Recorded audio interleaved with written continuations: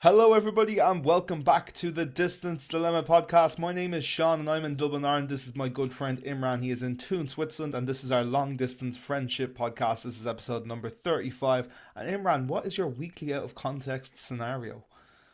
So my weekly out of context scenario is Disney princesses. Disney princesses.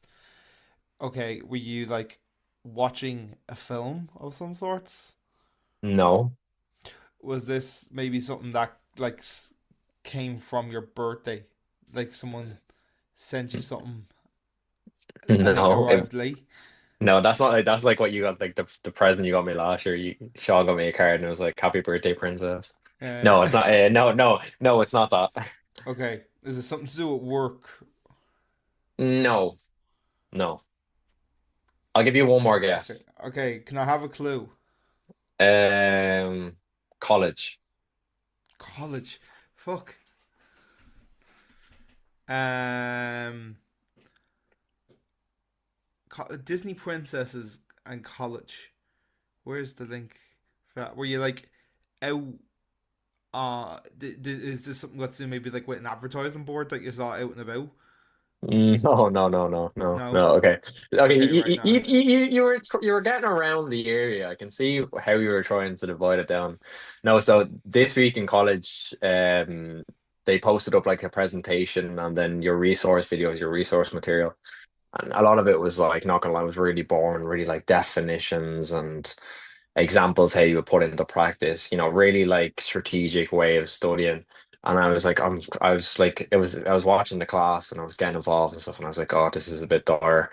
But then after they had like resource material, and what they use is they use Disney princesses as a way for them to show leadership skills. So like they had like Mulan, who was going against like her father and trying to like be one for herself and representing how strong women could be in the workplace. And then they had another one where it was like Snow White was great at like diversing with others like in a content team. But like it was cool because they brought like it was something different compared to like in the box thinking when we were in college. Like you ever sometimes sit in a class in a presentation and it's like, ah, lads, this is just like the most boring shit ever. It's like, Mm, protocols and procedure readings that I find that like that part of college, which is important, like you need to know it, but it's just like, oh lads, like it's like there got to be some way you can make this more interesting. So mm. that's my out of context scenario for this week. What is Okay. yours? Okay, so on Saturday morning, I was woken up abruptly to a text, and within an hour, I was in the middle of a field in Kildare. Okay, so okay, so I'm guessing Xena ran away, somehow got out of the house, and you had to go down to Kildare, and she was ended up on a field somehow. No, Okay. that would be you. That would be some trek for Xena to get from Yeah, Ballyfermot to Kildare. that's a bit of a hike. Okay, some family member rung you and said, I need a hand, and they asked you to come down to Kildare to either pick something up or like give them a hand with something. You're no, so you're not wrong. You're wrong about the family thing, but I did have to go down to collect something urgently. Okay, so give me a clue. Okay, so I know that you've gone down to collect something urgently. Maybe it was with a friend. So maybe you ordered something and like it didn't come to the house. Okay, give me a clue. Give me a clue. Okay, so it's relating to the new car. A new car.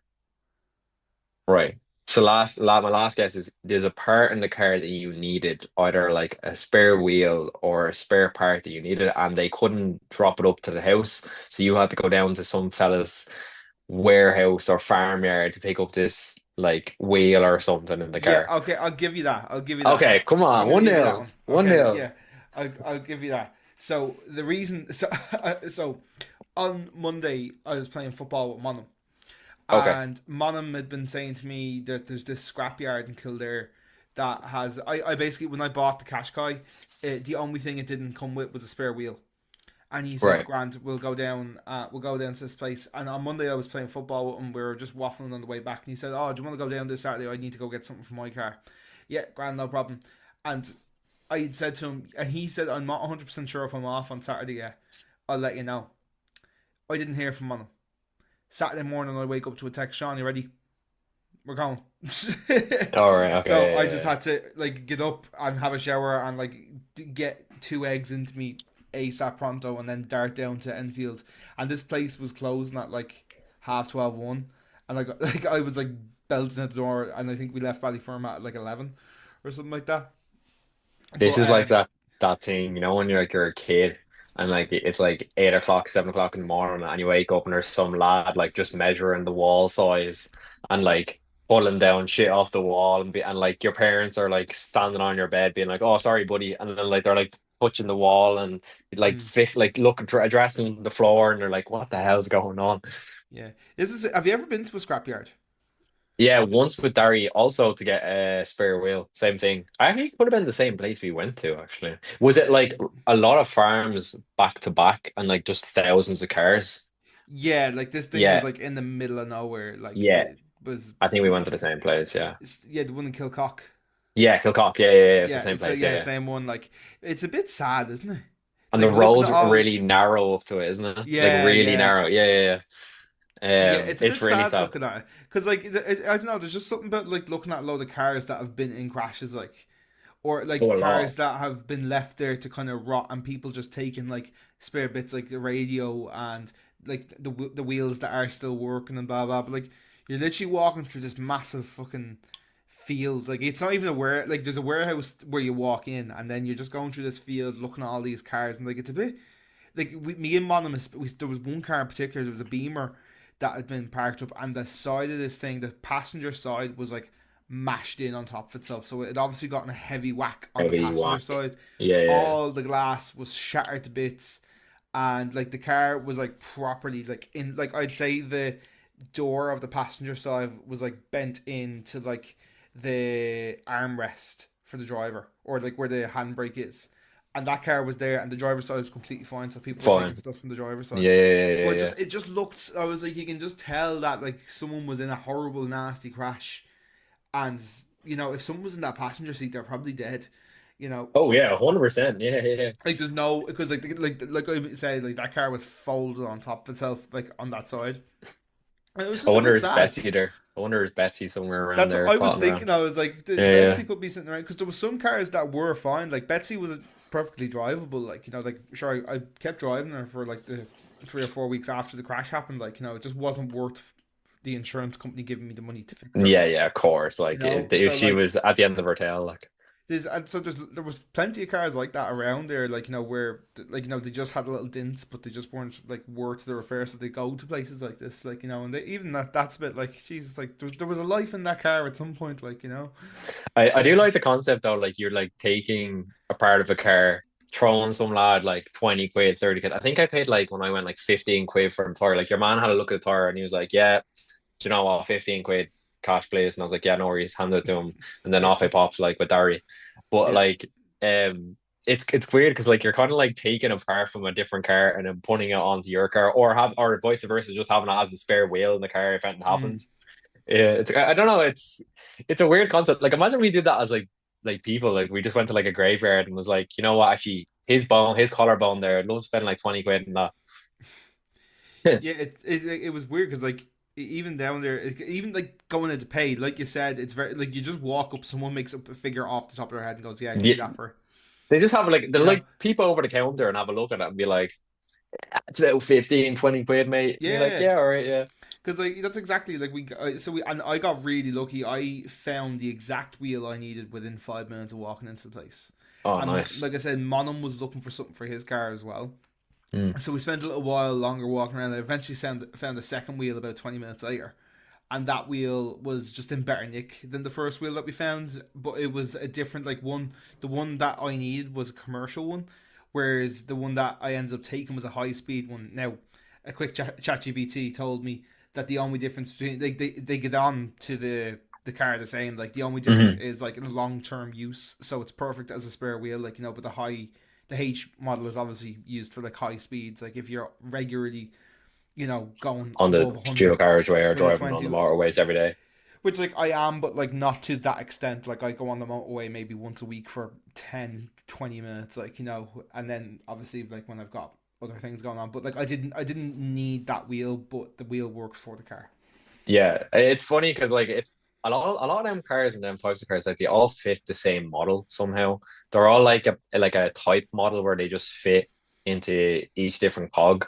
Because I already noticed because when I went with Dari, this some lab was telling because I was like, "Oh, do you think this wheel will fit my car?" And your man said, "What car do you have?" I was like, "Oh, Peugeot." And he was like, "Yeah, man, this type model they fit like 90% of the cars." But he said like long term, like you were saying there, doesn't last like because you could be driving Mm. along and the wheel just comes flying off in the car, which Yeah, I yeah, actually haven't seen. I've seen loads of videos online that has happened to people when they bought like new cars and stuff like that have been on show. Because they haven't been used and they've just been sitting there, a lot of the bolts and stuff haven't been tightened properly. So like cars have literally drove straight out of like a warehouse or like a car registration place and the wheel will just go flying off, which I'd be raging if that happened to me. yeah, for sure. Yeah, so you want to talk about the topic this week? Yeah, so by the time this episode comes out, it will be election or polling or voting week, whatever you want to call it, in Ireland for the presidential race. So just want to talk to Imran about what it's like voting as an Irish citizen abroad.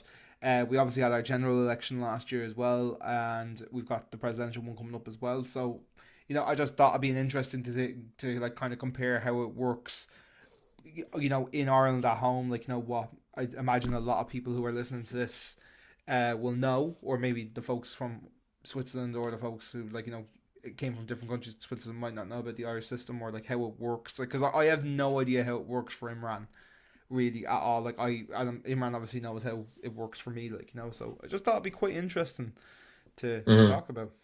Yeah, so last year, I think it was last year or the year before, we had a vote on, yeah, the parliament parties to come into the country. I can't remember if that was Yeah, the it's time. general election. Yeah, General election. I can't remember if it March. was. Yeah.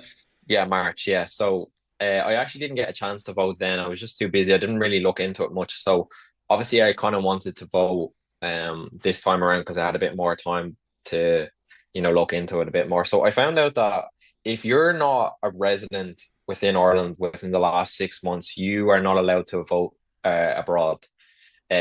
So you have to be living in Ireland. Also, a lot of people don't even notice as well. You actually have to sign up to vote because my mom had the same thing earlier in the year when she tried to go down and vote, but she hadn't signed up within the time period that you need to. So although you're living as a resident there, you actually still can't vote because you don't have a polling ballot. So that's obviously good to know as well. The only way you can vote living abroad, and this is where I found this was interesting, is unless you're a diplomat or a military member away for work or something to do with government policies, like I don't know if they're meeting in the UN or if you're living there or if you're working in a different country to do with government policies or procedures. That's the only way you can vote from abroad. And then also if you're a graduate eligible for the Shannon University panel. So this is like people that maybe have, again, like I was saying, maybe they're working within the UN on a visa or working there to get experience to come back and then work within the Shannon as a panel in university. So I actually cannot vote for while I'm actually abroad, which is kind of sad because I would have liked to vote this time around and for the foreseeable. But I do understand that as a resident, you probably should be living in the country for you to be able to vote for them. I am able to vote in Switzerland for policies and procedures and any things that comes up here, but it's only to a certain extent. Like I can't vote on stuff that will be like I can't vote for the president here. I can vote in general elections, but I can't vote for any elections onto like I don't know how it works in Switzerland, but like a say like a high court system or the Dáil, for example, like I can't vote for Like a anyone to local be upon that. election sort of Like a thing. local election, like that's the stuff that I actually physically can't vote for here, which is actually interesting as well. I thought, I mean, if I was probably to vote, like we talked about last week, it's a one-way horse. So like to me, I would have just made the same decision. Like probably 90% of the country is going to go with now, which are one Catherine Connolly. So like I think most people are going to go down that route anyway. Um, Again, the presidential vote for me isn't the biggest thing. For me, it's someone that should represent what Ireland is on like a cultural basis.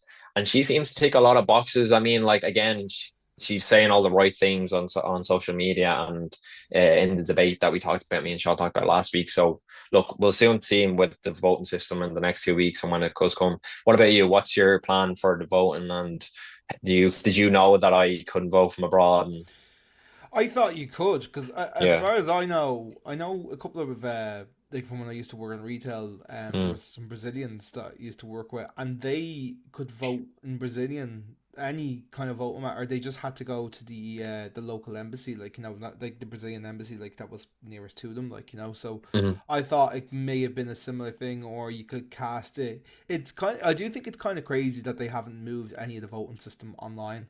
I get why, but I think like the fact it hasn't gotten anywhere near it is a bit mad. And like it's all done, like it's literally counted by hand, like, and I understand why that is, but I do think it's crazy that there's like been no like progress in trying to move on that way, especially for folks like yourself who are abroad. Like it would be great if you could just log in to a portal using your gov id, and your revenue or your tax number or something like that, and like cast your vote. Like did you mention to me before about something about like if you would like plan to return to Ireland, that there was like Yeah, some so scheme or something like that for that?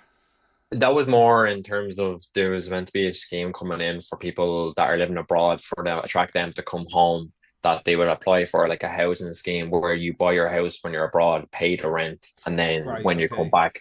But you'd have to be making an insane amount of money because as we all know, it's you need at least what is it Like 30 10% grand. or 30 Yeah. 30 grand at least before you get a loan. And normally you can't get a loan until both people are working in Ireland and have been working in the job for about 6 months. So even when we Yeah. do come home, we'll still won't be able to move into the house straight away. But um again, I'm in the same thing as you. I thought that living abroad it would make more sense to go into like your local, we call it here Gemeinde, but like you're saying there, like a local government office and you would vote, maybe you do your vote ballot that way.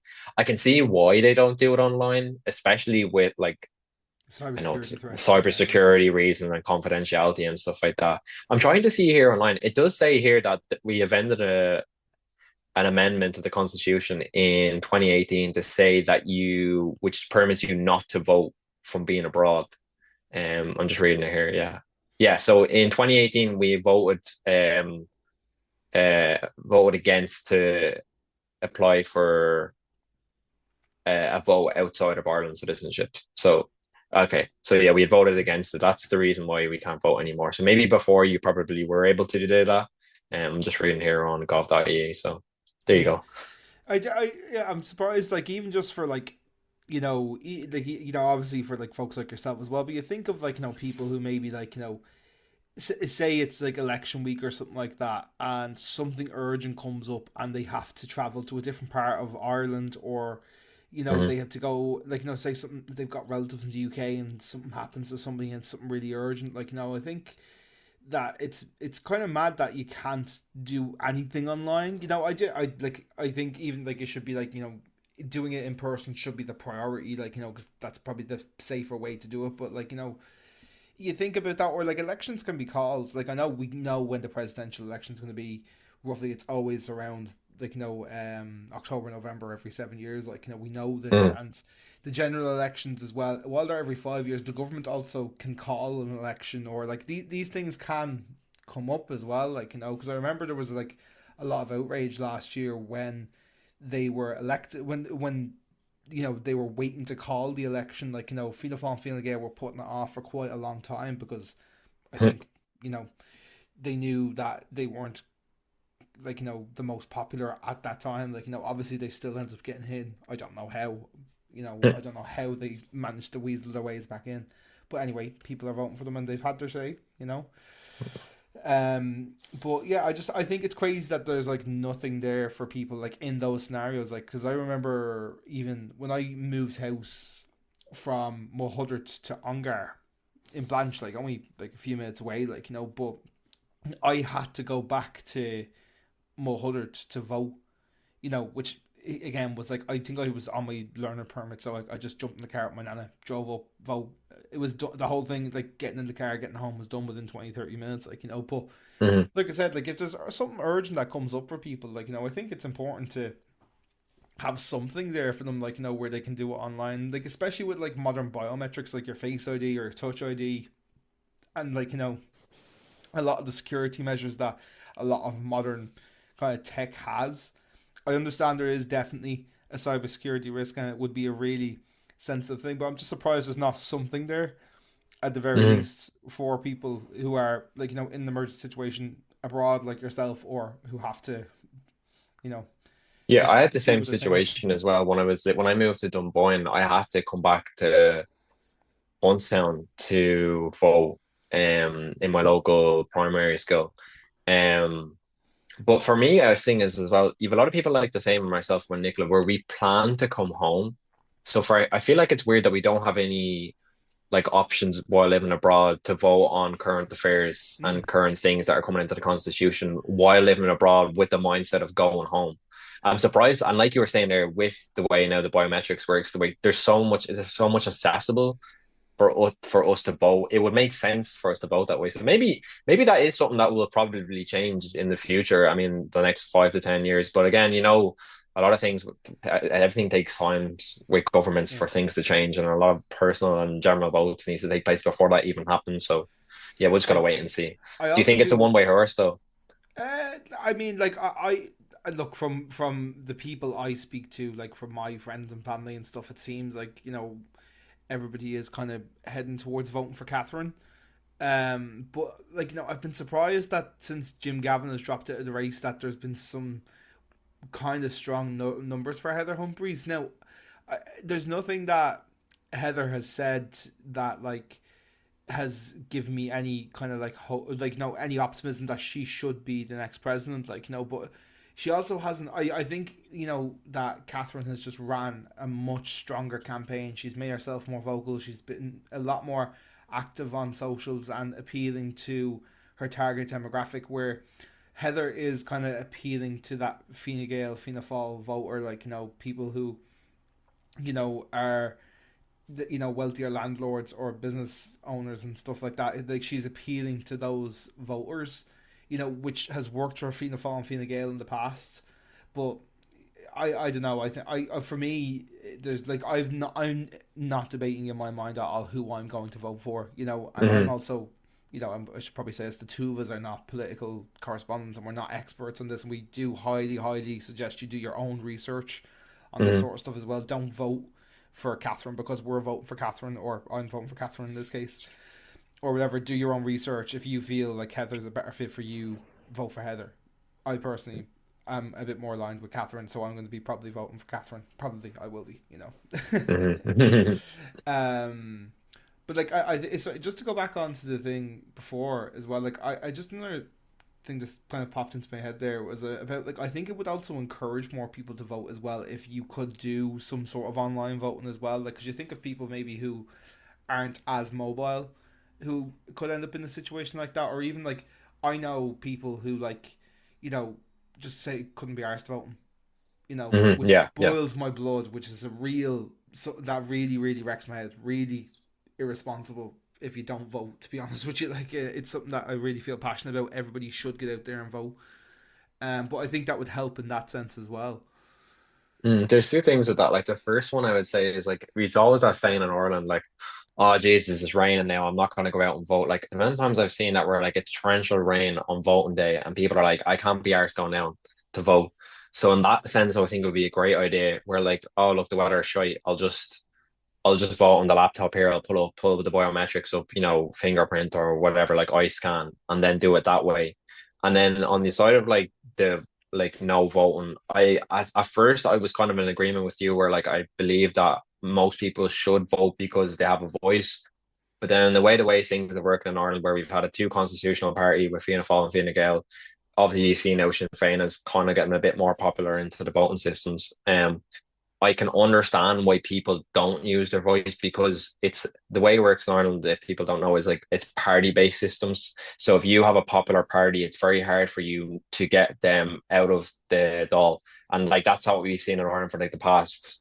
I don't know, 12, 15 years. It's for us growing up anyway, it's always been Fianna Fáil, Fine Gael, and different party members like Labour, Green Party, and Sinn Féin now is getting more popular again. So again, I agree with you in a sense. Like I do think that people should vote and you should use your voice to and like your you know what I mean, like make an opinion on like what country you're living in. Like for us, like for just for example, it's Ireland for us, but for other people it might be different. But it is hard then when you're seeing the same people getting in and saying they're going to do all the changes and they never do. So like again, I understand why people don't vote, but I do agree with Sean in the sense that I do think you should use your voice when you have it because we're so by society told not to speak out and not to do this. So yeah, that's just my opinion on it anyway.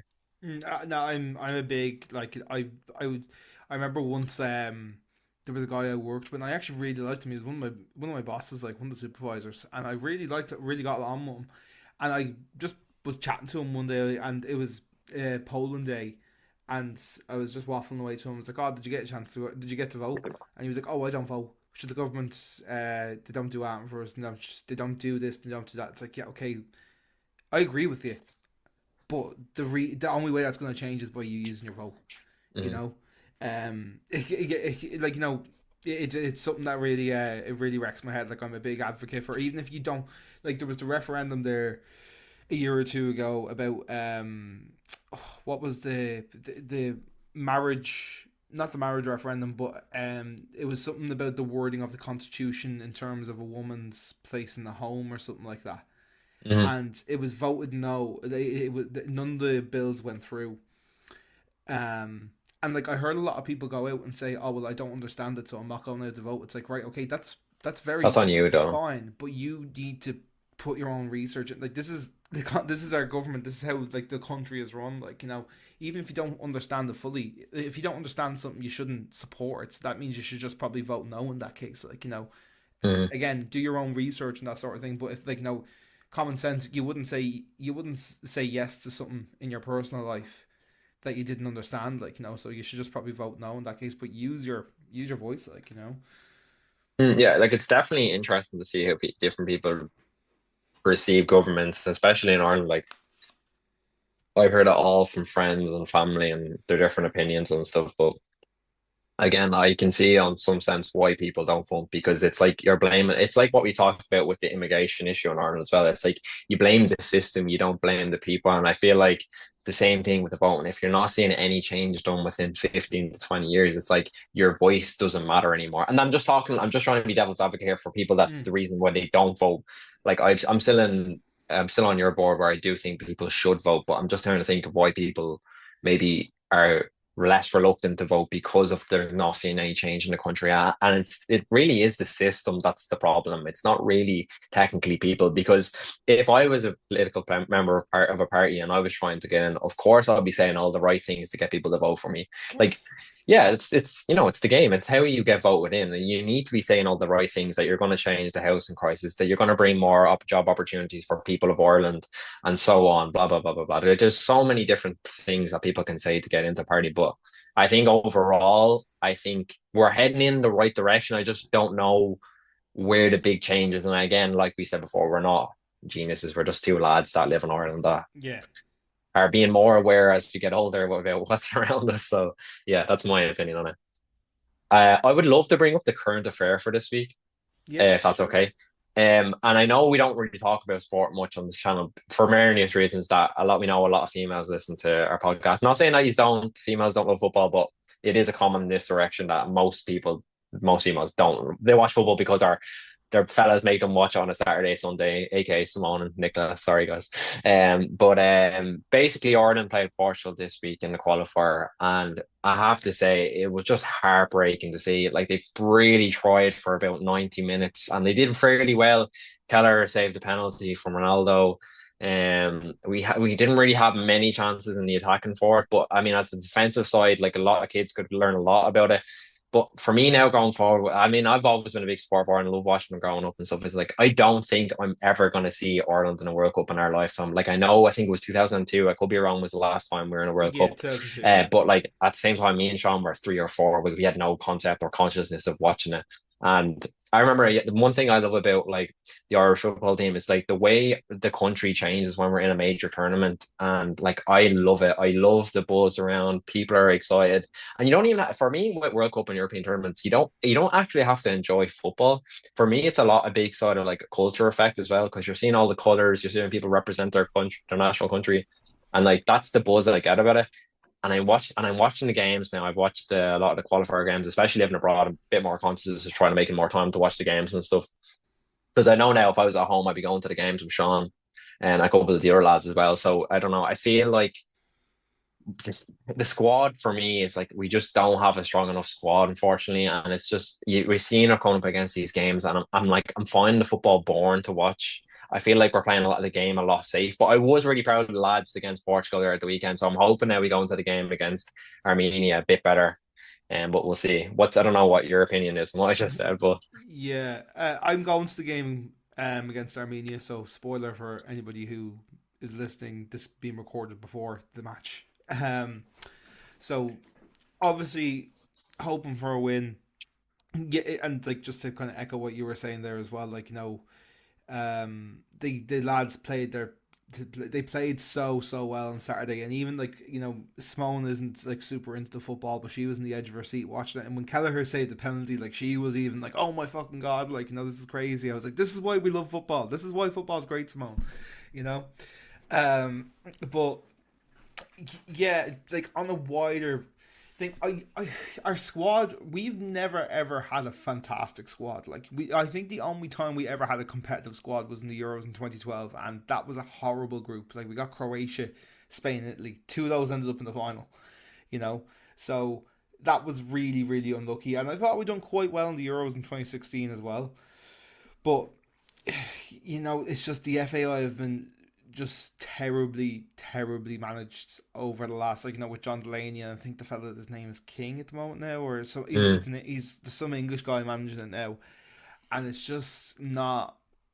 There's no passion in it, and like it's mm, everything from, like I look at it from like a branding and marketing perspective, like even that is really soulless. And like I'm like that's probably me reading way too much into it, but it's even like the choice of sponsorship and the like the type of jerseys being made. Like there's nothing connecting a modern football fan who watches the Premier League or who watches any of the Champions League or anything like that. There's nothing connecting those sort of things to the Irish football team. Like it's really sad because like like you said, when Ireland are great, we're fucking great, and we're so frustrating to watch as well because we show up against the big teams, we show up against Germany, we show up against it, we showed up last night against Portugal, and we're brilliant. But it's the games against teams like Armenia, San Marino, Finland, Hungary, games that maybe Hungary maybe we shouldn't be finding an easy game, like but Hungary is at home.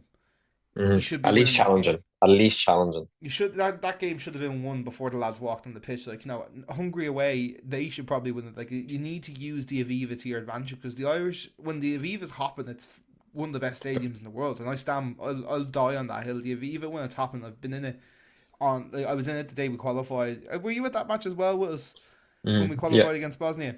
yeah. Like the Aviva, that was one of the best football matches I've ever been to. Like and it's just I think and like the fellow who's managing us at the moment. Not that I don't actually know a about him, which is also part of the problem as well. I think the man for the job for the Irish team. I think there's only one man for it, and I think it's Roy Keane. I think Roy Keane's the only man who could manage a squad like that right now because it's not about tactics. It's about being passionate, about holding strong, and taking your chances when you get them. That needs to be the only tactics for the Irish football team. The big thing I would say from what I heard you said there is passion. Like you really, I think the good thing about Roy Keane is even to have him just in the dressing room. I mean, seeing it with the campaign with Martin O'Neill, just from a passion side, it's someone who cares about.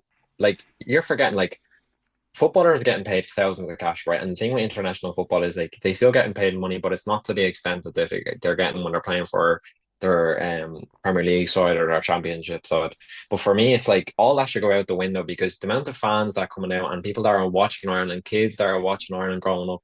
Like I remember growing up watching them and seeing like the quality of football has never been good. We've never had good quality of football. But the thing about what about Irish people is we're really passionate. Like we really care. If you, even when the Irish rugby team are playing, like everyone backs them, everyone's behind them. And it's like I'm watching these games and I'm like, there's not one player on the pitch I'm seeing that's like trying to die for the club. And again, like I know we're not talking about football, like, and I'm a massive United supporter as well. And like obviously we haven't been having the best time recently and over the past 12, 15 years. And a thing for me that lacks is I can't watch football if players aren't putting their heart and soul into the team. It's like the most frustrating thing as a football fan, especially when you put so much time and effort into watching them over the years. And it's like there's players on the pitch that aren't putting 100% every time they put the jersey on. It's like I would rather an 18-year-old coming up to the academy and he's going to like play his ass off on the field than some lad who's worth 85 million and he's not even tracking back when they lose the ball. That stuff frustrates me. So I'm on the same thing as you. I do think Roy Keane would be a really good even an advocate just to have in the club or in the even during the campaigns and stuff. But I can't see like although even if we get a result against Armenia, I can't see us qualifying. Like it's No, really it's a huge hill. the only hope we have is if Hungary beat, sorry, if Portugal beat Hungary. That way, then Portugal comes to Aviva with nothing to play for, and we can pray we get a 1-0 against Portugal, and then go in and go into a shoot like basically what is a final against Hungary to try and Hungry. get second place. Like Mm. I don't see us going to Budapest and getting a win. That's the No, problem. I could see us beating no. Portugal 4-0. Honestly, in the Aviva, I could easily see that That happening would because be the they most it Irish would thing ever, though, it as well, would be wouldn't it? though. It would be the most Irish football thing ever for us to go and beat Portugal 4-1, 4-0 in the Aviva, go to Budapest and get smacked 3-1. You know? It's yeah. I've been seeing that meme recently. It's like you and your mate trying to disguise everything from watching the four game opening games, but still believe Ireland are going to get through. Yeah. I think I seen you would it came up my feed because you would like to.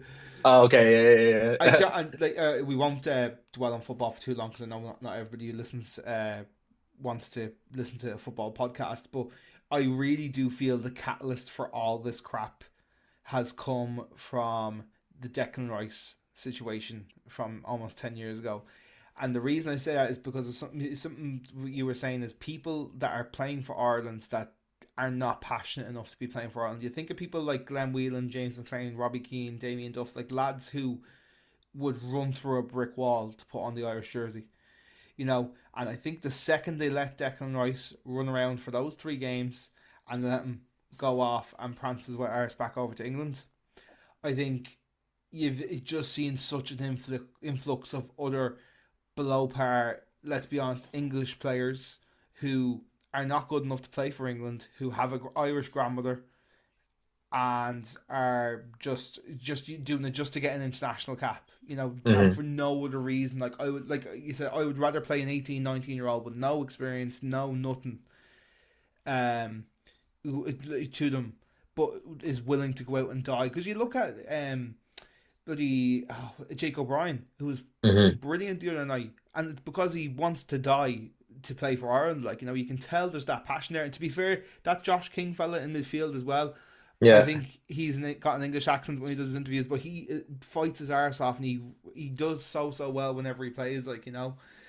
But then you got the likes of Will Smallbone and who else? Oh, Matt this fella is actually Irish. He's from Dublin, but Matt Doherty is one of the most frustrating players to watch for him because he's grand Oh in the man, Premier League. He's great in the Premier League. He just doesn't know how to play for Ireland. Matt Doherty is the most frustrating footballer I've watched for the Ireland jersey on. Yeah, I mean, like it's funny because like people will laugh on like the way kind of we're talking about it because we sound about very passionate about it. But it's like if you I've watched Ireland over the years growing up, and I've always watched them, and it's the same thing. It's just the same washed English players that aren't good enough to play for England that are playing, it's turning up to Ireland just to get a cap, and it's really frustrating. Really frustrating. I would rather they actually put a whole League of Ireland squad out just for one game and see how much passion they put into it, because then players probably dream about playing for Ireland and Yeah, they'll probably never get a chance, never even have a look in. So yeah, I don't and know. the exception to that, it's what we were saying there. Like I said with Josh King, but Kevin Kilban as well, who's I think I don't know if he was born in Ireland, but I know his parents are Irish, and he grew up in Preston. Mm, But and he had England looking for him, but he refused to call up to England, and he wanted to play for Ireland. And he was also another great servant to the Irish national team as well. But like that's mm, wanting to play for your country, you mm. know. We just don't have enough players like that at the moment. Like Seamus Coleman is a big one, and it's going to be Legend. huge when he decides to stop coming to the camps. You Yeah, know, I mean, his legs can't do it for much longer. We've seen it no, there. He lasted 70 minutes. Fair play to him against Portugal, and he he was really, brilliant really was as putting an well. effort in. Like, Brilliant. I could talk all day about Seamus Coleman, one of my favorite players growing up as well. Yeah, for Um, sure. I and think we definitely, should probably move on though, because yeah, anybody yeah, who's yeah.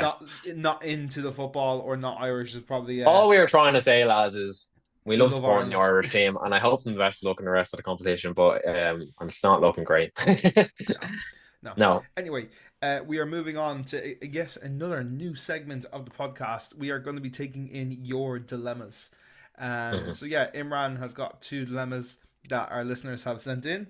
We're gonna react to them, give advice, share some love, share some support, or whatever the occasion calls for. So I'll let Imran take it away for this Yeah, part. all anonymous and still confidential, like it will be every week. But two interesting ones this week as well. I'll read the first one out here.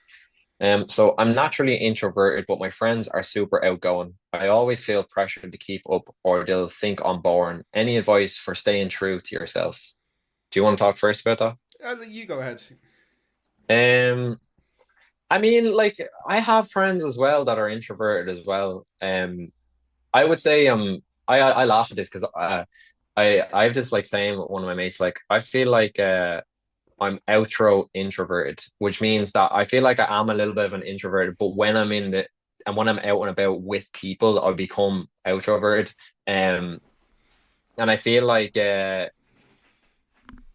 really upon yourself to to bring yourself with groups of friends that you feel that you're not pressurized. I feel like that again, like you said, person said here, I always feel pressure to keep up with them, or they'll think I'm boring. Like you really would need to have a conversation with your friend group to feel like, well, you know what I mean. Like if you're feeling that way, that you're feeling like you're bored because you want to stay in and watch a show, like I mean, like there's no to me, there's nothing wrong with that. Like if you at the end of the day, if you want to keep yourself happy when you're in these situations. So I think it's upon you to feel, you feel comfortable enough to talk to your friends. Um, and you say, because any advice for staying true to yourself?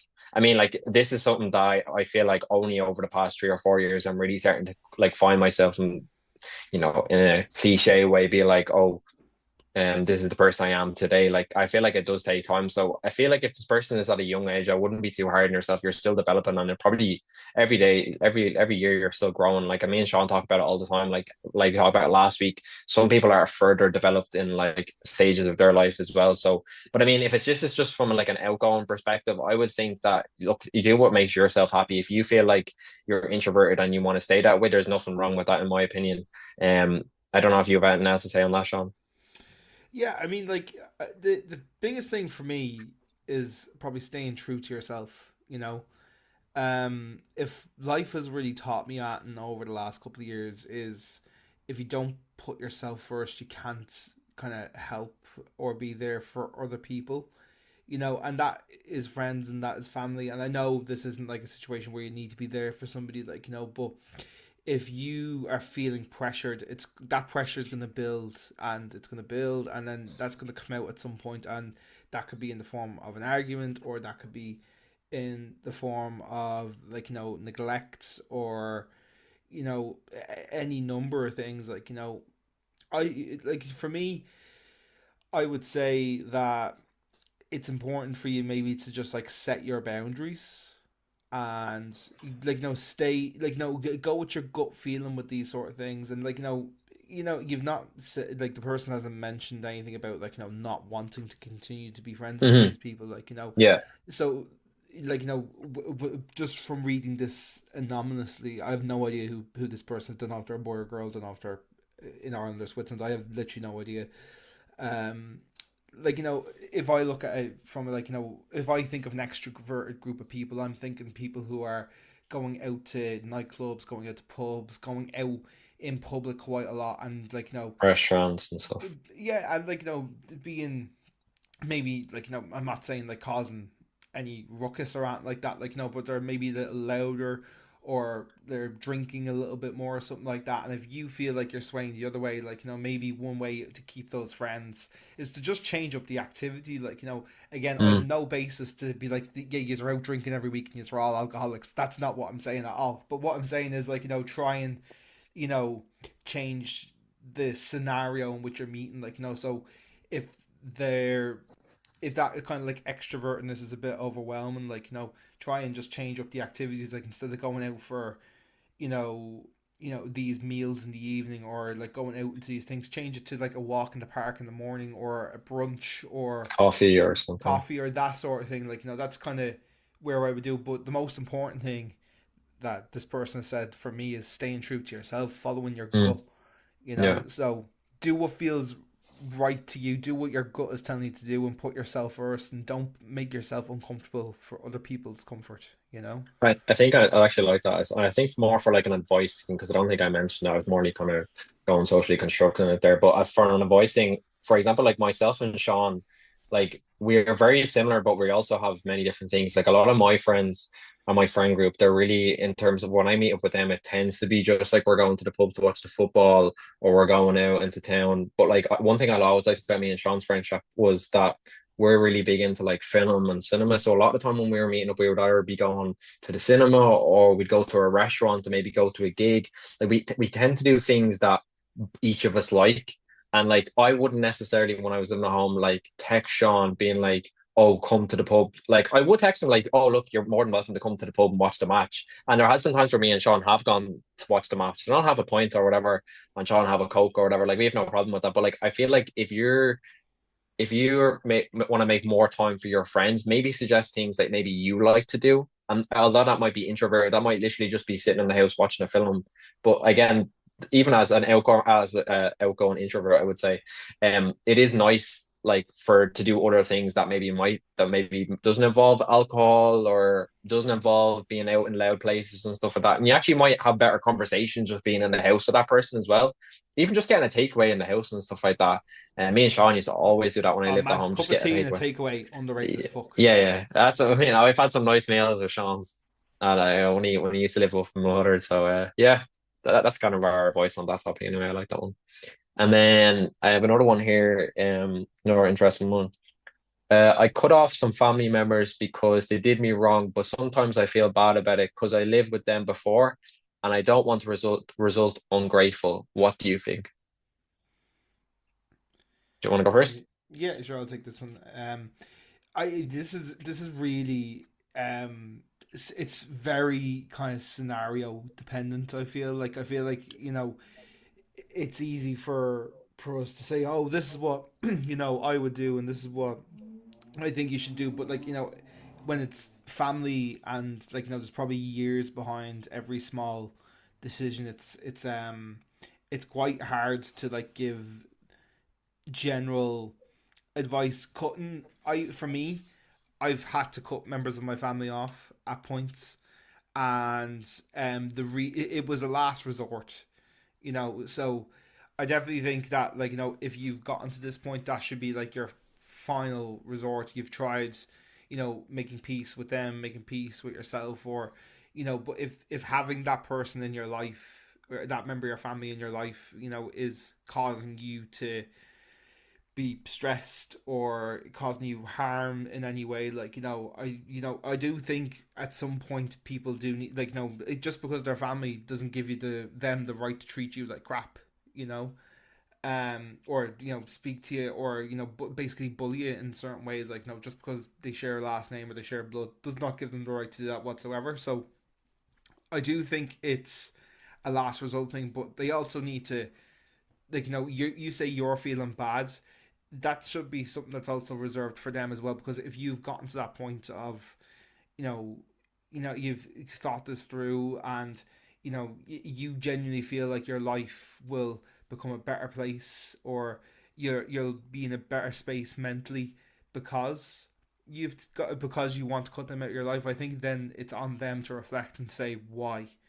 And unfortunately that's something that can kind of also be out of your control because you can't force them to think that way. That's something that kind of has to occur for them naturally. And if you try to force that narrative in their head, they're actually probably going to bounce the opposite way and only see it their way. um but yeah, I've kind of gone around in the circle there for the last minute, but I don't think it's the worst. I totally understand it. Like I said, I've had to do it myself, but just kind of as a last resort option. And I get you don't want to be ungrateful. Again, I was in a very similar situation in that regard. But like I was kind of saying with the last one as well, you need to put yourself first sometimes. You need to just, you can't, like I said, you cannot look after anybody else. And in that situation, it's a family member. Maybe it's a family member who like does need a bit of help in that way, but you have to look after yourself first, like. I do kind of agree with you in terms of it. It is a bit of a situational context the way it's been given to us. I have to agree with Sean in a lot of sense as well. Like it's something that I've definitely experienced, um, and even currently up to my life now where I am, it's something that I've experienced recently as well. And from a perspective of talking to friends, family, and most importantly myself, is you need to put yourself first in these situations.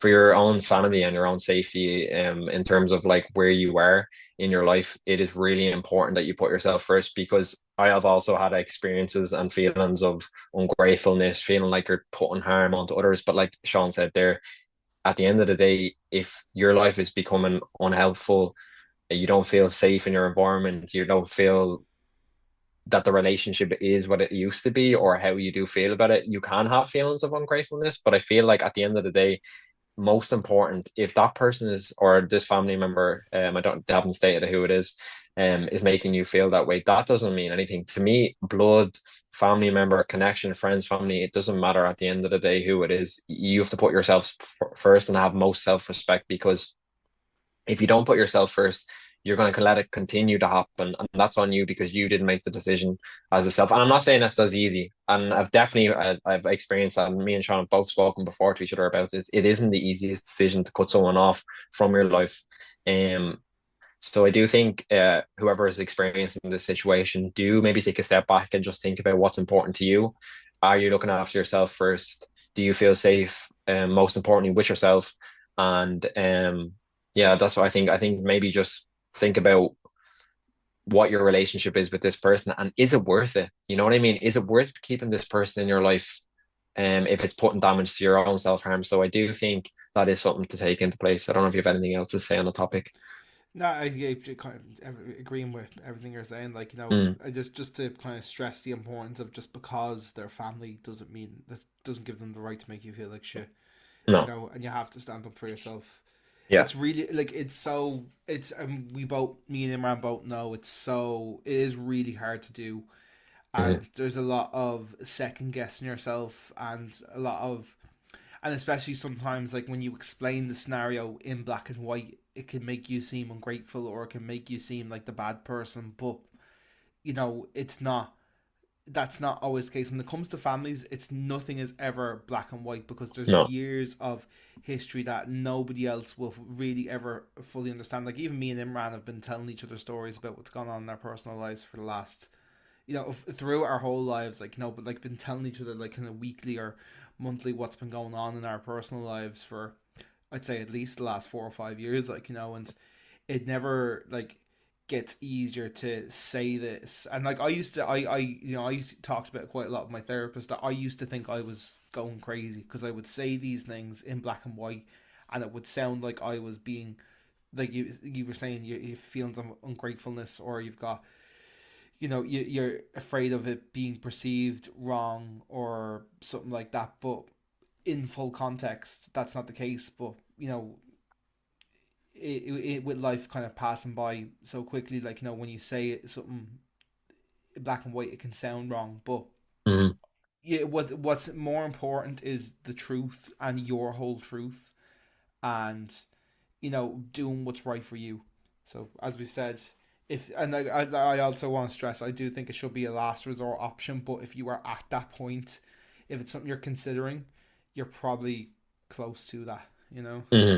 Definitely. I definitely agree with you in that sense as well. Like, do you take time just to understand the situation, and most importantly, understand what it's doing to you first. Like, what benefit are you getting out of it? And I know it does sound like you're saying earlier, being feeling ungrateful, and like Sean said there, you do feel selfish. But in some situations like this, you do have to be selfish and realize, okay, what benefit and what benefit is that person getting from our friendship or relationship as well? I don't know if this is. It sounds a family member, so I'm presuming it's a more of an issue more close to home. So yeah, that's what we have to say on that. Yeah, And thanks, Sean. yeah, That was thank nice. you. So yeah, I hope that brought some sort of optimism. I know it's a very deep topic, you know, Mhm. not half as deep as our passionate rant about the Irish football team, you know. But We were going heart and soul to the Irish football talk, you know. yeah, I do hope that provided some comfort at the very least, or maybe some, you know, I hope Definitely some made, relatability, I'd say. yeah, or Mm. helped you feel heard in some way. Mhm. And yeah, if anybody else would like to send in their distance dilemmas or their life dilemmas or their work dilemmas or their dog dilemmas, I'm always happy to see photos of dogs. We love You dogs. can send them in to us on our Instagram page. You can find us on Instagram, the Distance Dilemma Podcast, or you can email us your dilemmas also. You can make yourself a burner email if you want and send it in. We will always read them out anonymously. I have no idea. These two that came in, I have absolutely no idea who they are. It's Better do it. yeah, like I Even have on the no one that fucking clue. received them. So send them to Imran because Imran's not Yeah, going to yeah. remember. Yeah, I'm basically like Dory. My short-term memory loss is like who?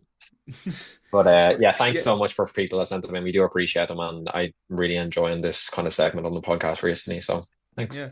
But yeah, like I said, if anybody wants to send them in, you can send them. Even if you want to send a voice note as well, you can also send that into the distance dilemma. Or like I said, if you want to send us an email, you can make a burner email just to send us an email and then never use the email again. It's the distance dilemma pod at gmail.com. And like I said, you can also DM us on Instagram. And I think that is where we are going to leave it for the week, my friend Imran. Is there anything else you'd like to say to the folks before we sign off? Come on, Ireland. Come on, Ireland. Come on, you boys in green. Let's go. Let's Ireland go. 1, Armenia 3. Okay. Thank you very much, everybody, for listening into the Distance Dilemma podcast. My name is Sean. I'm in Dublin, Ireland. This has been Imran. He's in Toon, Switzerland. This was our Long Distance Friendship podcast, episode number 35. And we will see you again next week at 6 a.m. Irish time, 7 a.m. Central European time, every single Monday. Thank you and good night. Peace.